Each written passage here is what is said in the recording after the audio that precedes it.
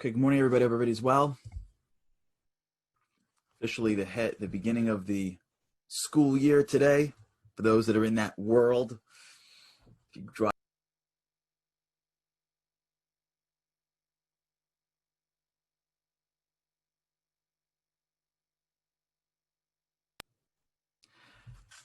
Okay. Morning, everybody. Hope everybody is well. Beginning of school. If you drive by neighborhoods with kids in them, you're in that school bus world. I love the school bus world. It's so, like, there's so much renewal. I don't know, like opportunity. First day of school, kids are excited. The world's going back to the normal grind of life.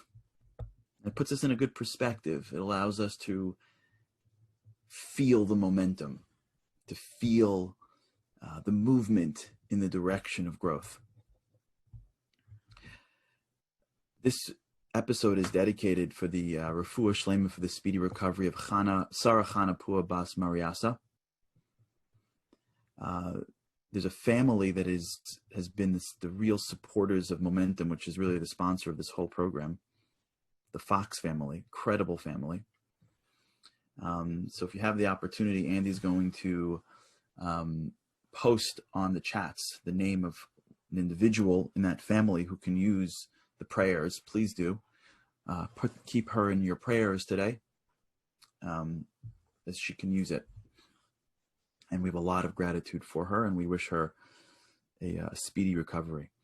We've been speaking a lot about this idea of empowerment. And yesterday we started to walk down the road of what if life wasn't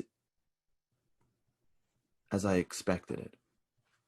What if there's something else going on and that I'm not sort of like placed in this world and I have to sort of like fend for myself and figure it out and create alliances and partnerships and ultimately try to get the world to align with me?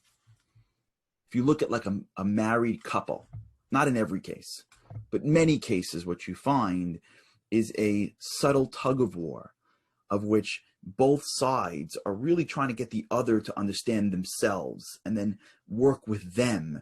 And when both people are helping the other person out, you get to like a really strong, good partnership. And you'll hear sometimes things like, you don't understand me. You're not taking care of me. Why am I? How come I? And that's like a very normal approach towards life, right? I have a partner in life. They have to understand what I need and understand what I feel, understand how I see the world, and we're partners. Why am I doing everything? Happens in families all the time. You are giving to your children, and at some point you expect something in return, whether they're 15 or whether they're 35. And what about me? And what about me? There's a tug. There's a tug in business. There's a tug in everything in life. There's a certain tug, a quid pro quo that exists in the relationship. That's normal. And many times when we're engaged in relationships, what we're really subtly doing is trying to get the other person to understand me and to align with me and my needs. So if I'm doing something and it's not achieving the success that I wanted at the pace that I wanted it, I feel like it's failing.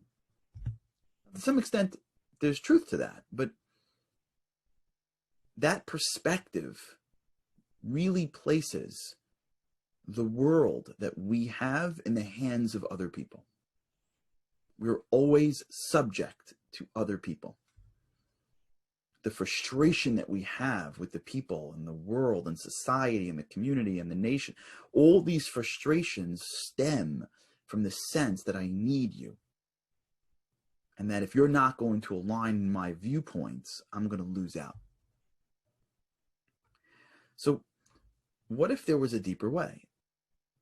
And what that way really is saying is that in Hebrew, it's ha'olam nivra bishvili. The world was created for me. What that means is that when I wake up in the morning and I go through my day, the way people are acting towards me is custom designed for me, for my growth, for my benefit, for my ultimate soul rectification. So when I am in a relationship with somebody, my perspective is not when are they going to align with me. My perspective is what's my obligation at this moment? What is the right thing to do now? Regardless of what the result will be on my actions. And could be a subtle difference in real life, but it's massive in approach. So if my wife is not responding to the way I am speaking, and as a result, I'm not getting what I want, am I trying to just control it and get her to see what I want? Or am I looking at it and saying, well, what's my responsibility now to her? Is this for me? She's not getting it because God doesn't want her to get it. No. Does that mean I have to articulate it better? Maybe. Does that mean I have to move off the point? Maybe. Does that mean that I have to give it in? Maybe. But the analysis, forget the right answer, because no one ever knows the right answer. But the analysis is either, how do I get her to do what I want? Or what's my obligation right now? It's the opposite analysis. In one case, it's what's my rights. In the other case, it's what's my obligation.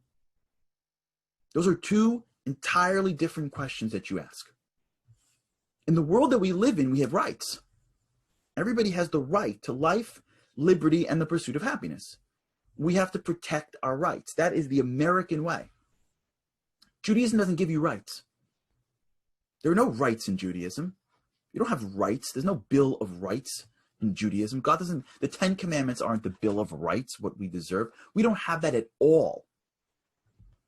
Jewish thought, we have obligations. If you want to give somebody a right, you give the other person the obligation, right? You have a husband has an obligation to his wife. She doesn't have rights. He has obligations.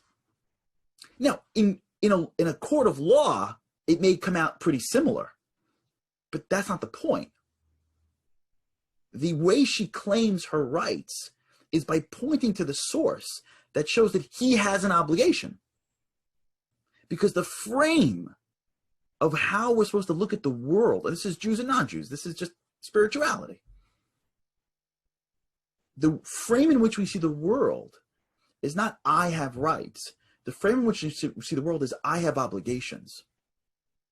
And when I look at my life as one major gym designed to build the strongest, most powerful soul that I can in this incredible virtual reality game called life, I look through a prism of my obligations in every situation. And my obligation in one situation may be no. It could be. My obligation to my own self, my obligation to my family, my obligation to my own spirituality may be to distance myself from this person. It may be. It may be to connect with somebody else. But the prism in which we see the world comes from, I don't need you. And that's the massive difference. Needing is this direction. I need something. When we look at the world from a prism of need, if we don't get it, we are lacking. And when we're lacking, we react in a very, I don't want to say the word lacking, in a very specific way, which is based on scarcity.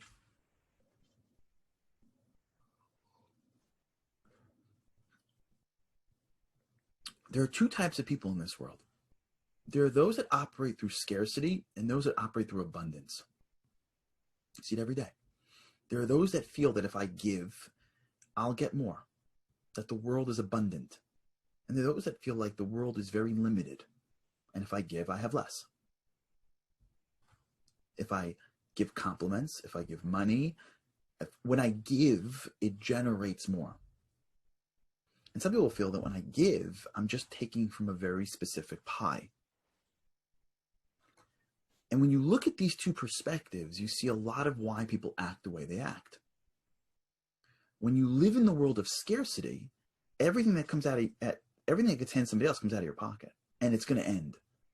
When you live in the world of abundance, the only way you achieve abundance is by giving, because it creates a world of where there is more abundance. When we live in a world of needs, we are almost putting ourselves in a world of scarcity because we are creating a finiteness to how I can operate in this world. I am in need of something, which means if I don't get it, I'm losing. And so even when you look at a relationship, it's based on scarcity. I can't give you because you have to give me now. I have to get filled up before I can get to you. So if I've given you and given you and given you, and you can't give back, I now have to get from you because I don't have enough. But if I look at it from my perspective of, well, what's my obligation right now? It could be my obligation is not to give because I'm conditioning a behavior that's not a good behavior. That could be it. Or I'm conditioning in myself a behavior that could be it too. But when I look at it as, I don't necessarily need from you. I may want from you. I may desire from you. But I don't need from you. I'm a soul. I don't need from this world. I need enough to keep me alive. But for the most part, I generate my greatness and energy from a much deeper source. And if I'm stuck in a world that I am giving to, and at some point that giving isn't coming back at that level, I still have to be thinking to myself, well, what's my responsibility right now? And sometimes my responsibility is to dig into a piece of myself and find that place where I can give at a level that I never knew I can give before. Sometimes when you're raising a child that pushes you well past the first few children, anyone's ever been in this place, where the first child or two that you had, when you give X, it seemed to work just fine. Then you have one and you're giving X, and then you're giving Y, and then you're giving Z, and you're like, what's up? In some families, there's a tug of war because mom and dad are like, this is it. This is what I give. You're not responding. There's something wrong with you. Because this is what we give. This is called normal parenting.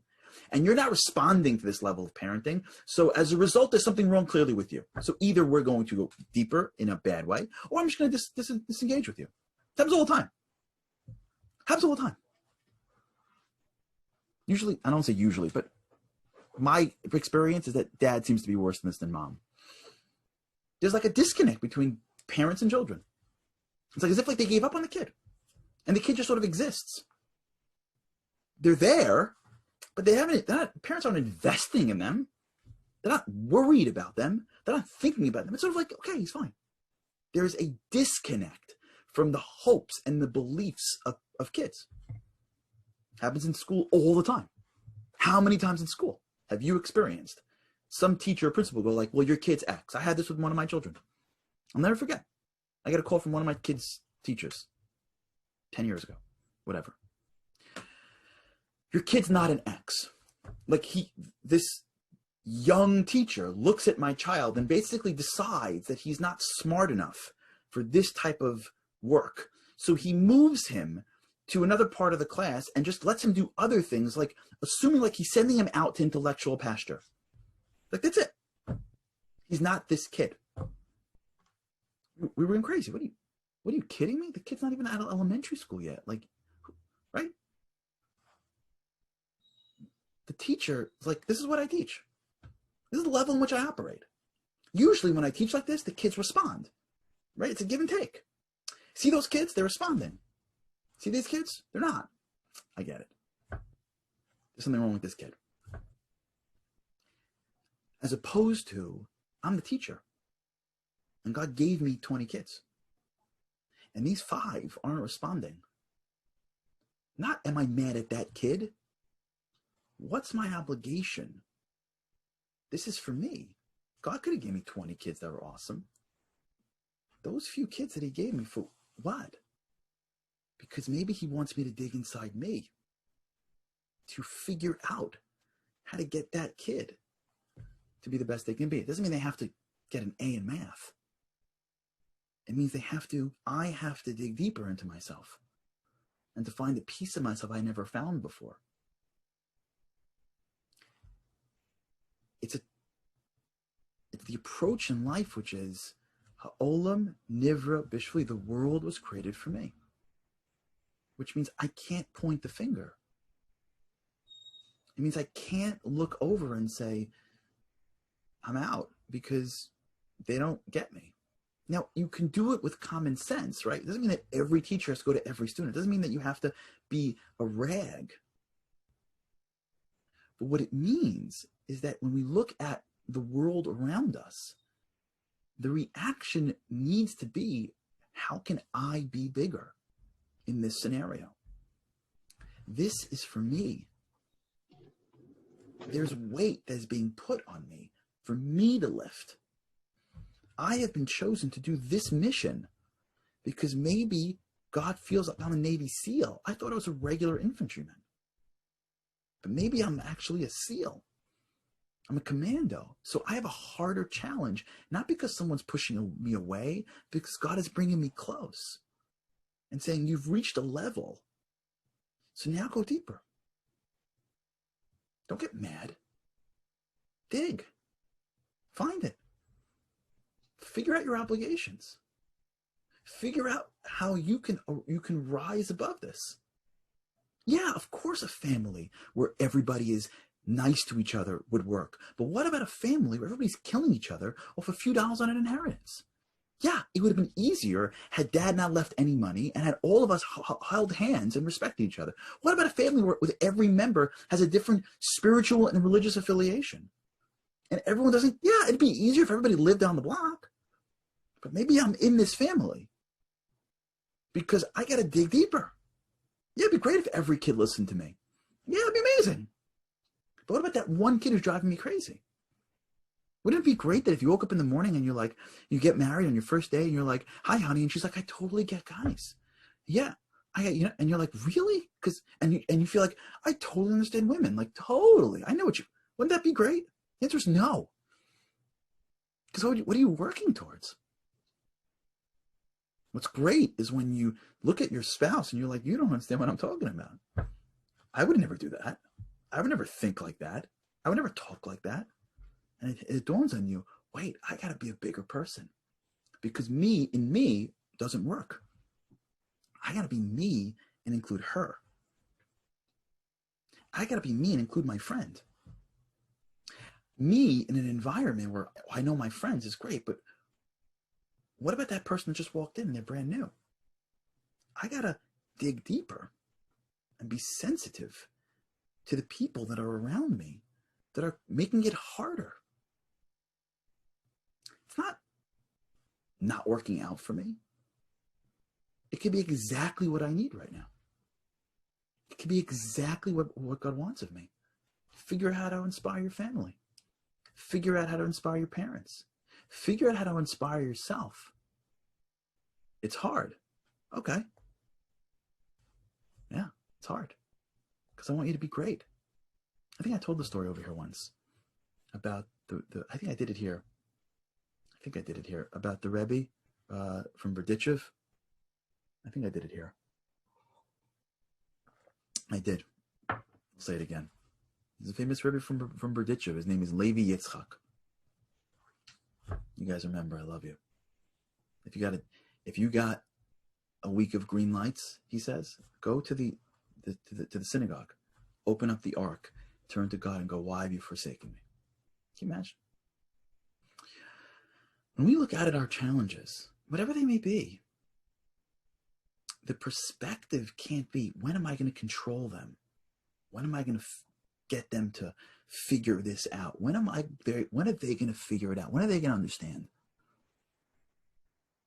If the perspective in life is us being right the way I am today, and the world either getting it or not getting it, it's a very frustrating existence. The perspective needs to be, I'm standing in front of challenges today. what do I need to do to be bigger? What can I learn from my challenges today that will enable me to dig into a place that I never had to go before? And how do I use the challenges that present before me to build the muscle of being a spiritual commando? Because that's why I'm here. The results are out of my hands. And by the way, sometimes the answer is going to be to disengage. It doesn't always mean to keep on going. But the analysis has to be, what's my obligation here? Not what's my rights here.